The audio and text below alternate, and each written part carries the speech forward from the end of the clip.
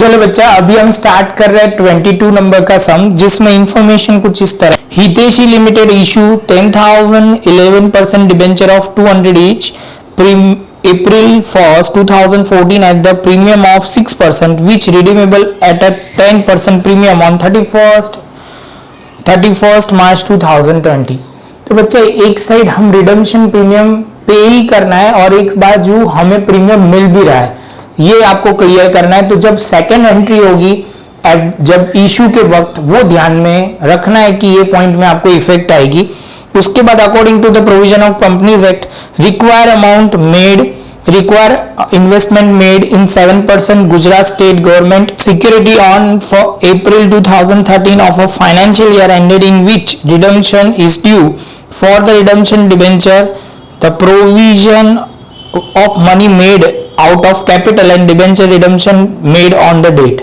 बच्चा दो चीज ध्यान में रखनी है इस बार, यहां ध्यान से देखो। डिबेंचर जो इन्वेस्टमेंट हुआ है, रिडम्पशन इन्वेस्टमेंट, वो 7% गुजरात स्टेट इन्वेस्टमेंट में हुआ है, परसेंटेज दिए हुए, और डेट के साथ ऑलवेज ध्यान में रखना है 30 अप्रैल उसमें दिया हुआ है, तो आपको उतना इंटरेस्ट मिलेगा, बस वो ध्यान में रखना है। जब डेट दी हो उसके पहले के सम में इंटरेस्ट का प्रोविजन नहीं रख सकते क्योंकि सम में इंफॉर्मेशन नहीं थी, इसमें है तो करना पड़ेगा।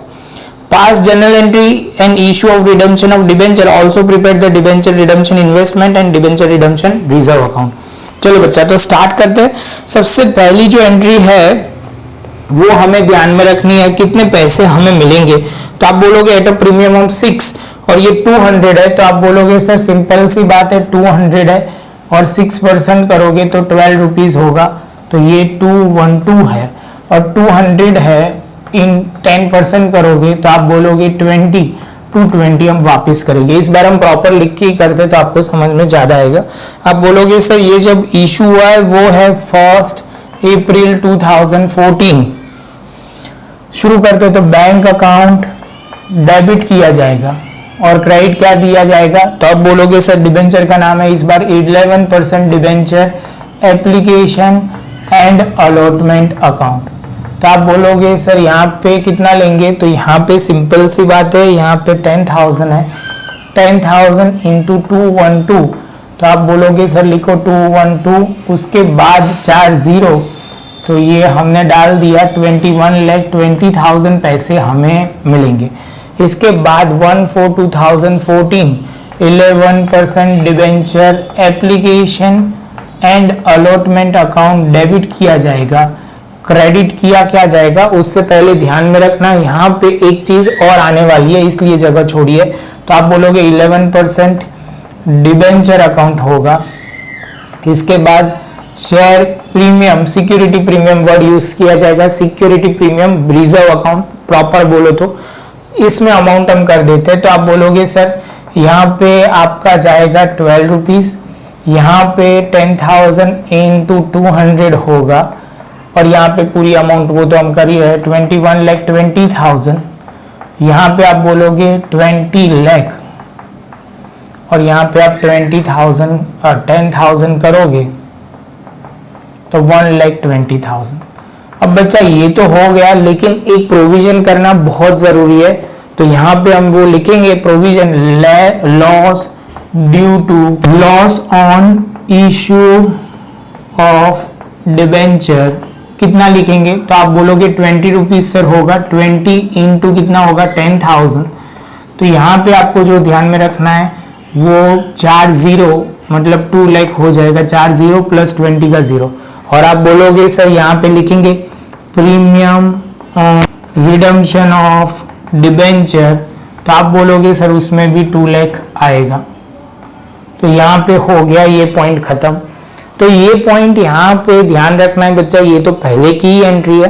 अभी हमें जो ध्यान रखना है वो है इन्वेस्टमेंट की बात आएगी, क्योंकि उसके बाद इन्वेस्टमेंट होता है वो रिडम्पशन के फाइनेंशियल ईयर से पहले, तो वो 20th आपको बोला गया है टू 2020 में रिडम्पशन करना है, तो आप बोलोगे 31st 3 और 2020 इन्वेस्टमेंट किया जाएगा। तो आप बोलोगे debenture redemption investment account debit. इसमें हम वो जो सिक्योरिटी है उसका नाम नहीं लिख रहे, वो नरेशन में आपको लिख देना है। बीइंग अमाउंट इन्वेस्टेड इन कितना है 7% Gujarat state government security account, ऐसे करके लिख देना है, वो ध्यान में रखना है। टू बैंक अकाउंट, आप बोलोगे सर ये तो समझ में आ गया, कितना करेंगे वो इंपॉर्टेंट बात है। तो बच्चा आपके पास 20 लाख है, 20 लाख में से 15% आपको इन्वेस्टमेंट करना पड़ेगा। प्रोविजन आपको हर बार क्लियर है, एंट्री सेम ही रहने वाली है, कोई चेंज नहीं आएगा। तो यहाँ पे 20 लाख इंटू 15% करोगे तो 3 लाख आ जाएगा। उसके बाद बच्चा आप क्या करोगे, तो आप बोलोगे सर अब रिजर्व में अमाउंट ट्रांसफर की जाएगी, उससे पहले आप बोलोगे इन्वेस्टमेंट सर सेल कर दो, क्योंकि अब डेट आ गई है कौन सी वाली 31 मार्च 2000। बच्चा ये डेट पे तो हो रहा है, तो हमें थोड़ा यहाँ पे डेट में ध्यान में रखना है, एक साल पहले ही इन्वेस्ट हो जाएगा 30 अप्रैल 2019। तो आप अप्रैल वर्ड बोलोगे तो जनवरी फरवरी मार्च अप्रैल, तो यहाँ पे 4 लिखना पड़ेगा, वो ध्यान में रखना है। ये डेट को रिडम्पशन हो रहा है, ये डेट पे रिडम्पशन हो रहा है, तो आप बोलोगे सर ऑलवेज एक साल पहले आपको इन्वेस्ट करना पड़े। तो अब आप बोलोगे सर डेट जो आ रही है वो 31 अप्रैल 31 मार्च 2020 को आपको रिडम्पशन करना है। तो पहले तो जो इन्वेस्टमेंट किए थे वो सेल कर दो। तो आप बोलोगे सर यहां लिखेंगे बैंक अकाउंट डेबिट, क्रेडिट करेंगे debenture redemption investment account credit हो जाएगा। और बहुत इंपॉर्टेंट बात, यहाँ पे इंटरेस्ट लिखा जाएगा। क्या लिखा जाएगा? इंटरेस्ट। क्यों? क्योंकि सब में इस बार डेट भी दी हुई है कब ये इन्वेस्टमेंट हुआ, और रेट भी दिया हुआ है 7%। तो आप बोलोगे सर देखो आपने अप्रैल से शुरू किया था, मतलब आप बोल सकते हो मई में हुआ था, क्योंकि 1/4 है तो 5th से शुरू करेंगे, और आप बोलोगे सर 3rd तक जाना। तो यहाँ आप बोलोगे सर यहाँ कैलकुलेशन सिंपल है, कितने मंथ होंगे? 11 मंथ होंगे, पूरा साल नहीं हो रहा, एक मंथ पहले हो रहा है, यहां से ध्यान रखना है ये साल से। तो 11 मंथ का आपको इंटरेस्ट पेमेंट करना पड़ेगा। समझ में आ रहा है बच्चा? कैलकुलेट करके बोल दूं तो देखो सिंपल सी बात है, बाद में मिटा दूंगा। ये जो 2020 है, कई बच्चों को उसमें बहुत डाउट होता है, तो एक बार क्लियर कर लोगे तो बहुत अच्छा रहेगा। तो 4 5 6 7 8 9 10 11 12।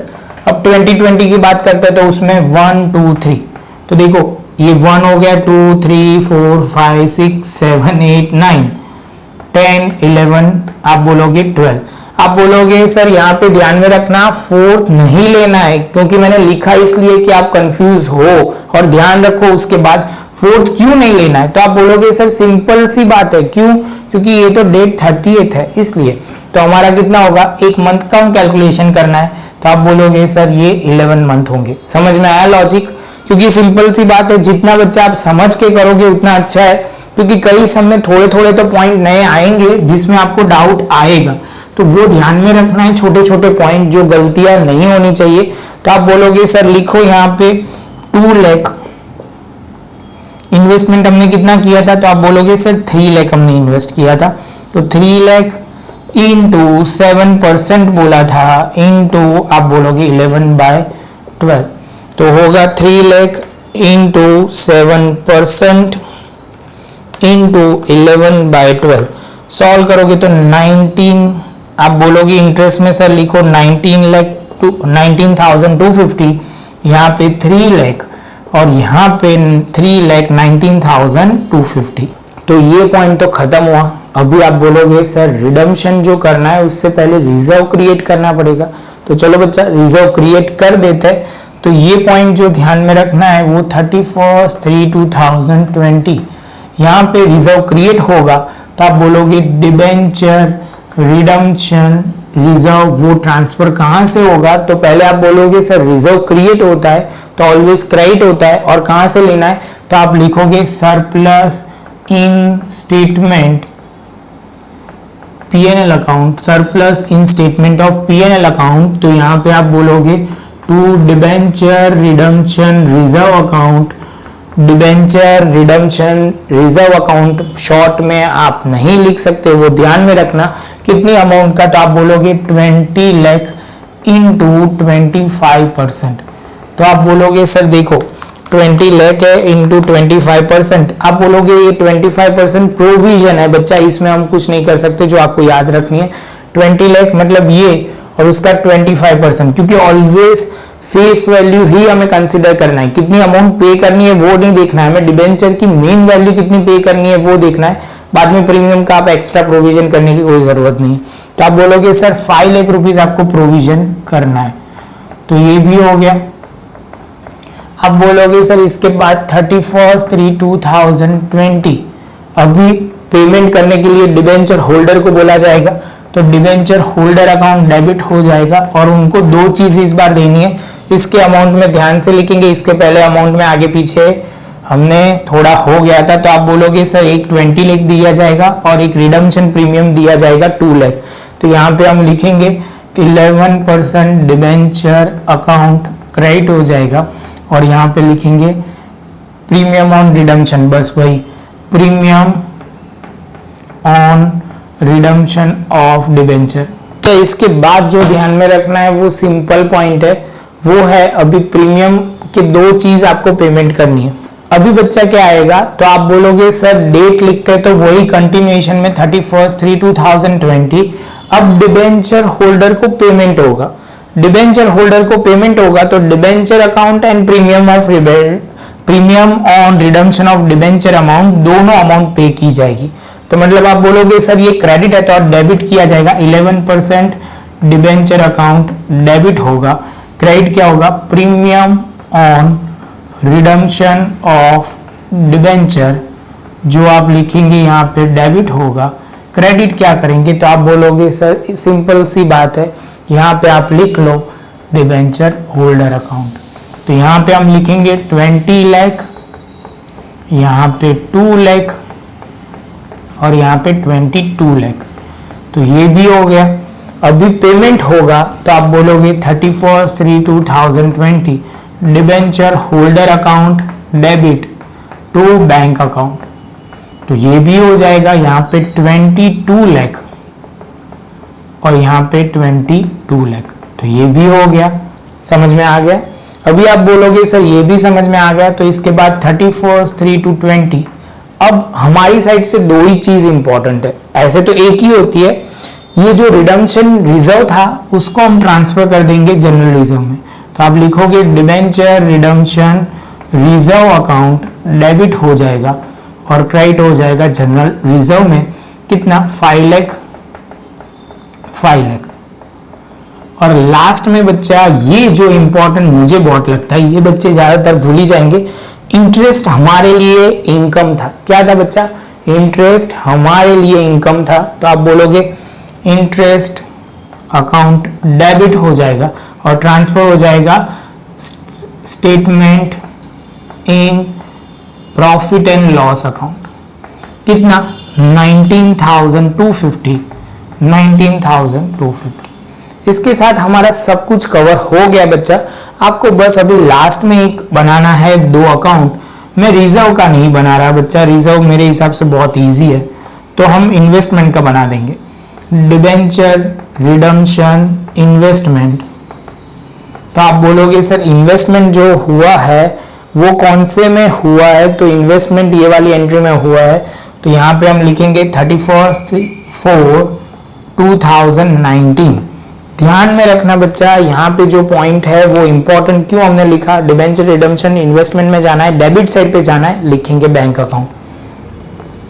तो यहाँ पे हम बैंक लिखेंगे 3 लाख और उसके बाद दूसरे में हम एंट्री यहाँ करेंगे, उसके पैसे कितने आएंगे वो, तो यहाँ पे हम लिखेंगे 31/3/2020। तो आप बोलोगे सर यहाँ पे भी आप बैंक लिखोगे और कितना लिखोगे 3 लाख।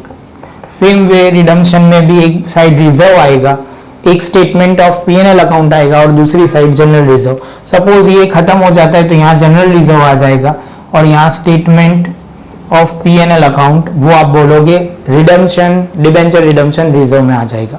पॉइंट सिंपल है, थोड़ी प्रैक्टिस करोगे तो क्लियर हो जाएगा। ये पॉइंट थे आउट ऑफ कैपिटल, वर्ड आप पढ़ोगे ना तो आउट ऑफ कैपिटल लिखा हुआ है।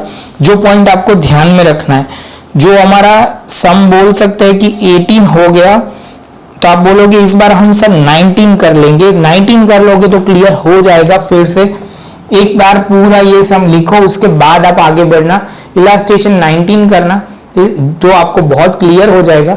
बच्चा प्रैक्टिस करना बहुत जरूरी है, स्टेप बाय स्टेप करोगे तो बहुत इजी रहेगा। मिलेंगे बच्चा नेक्स्ट लेक्चर में नए एक पॉइंट के साथ।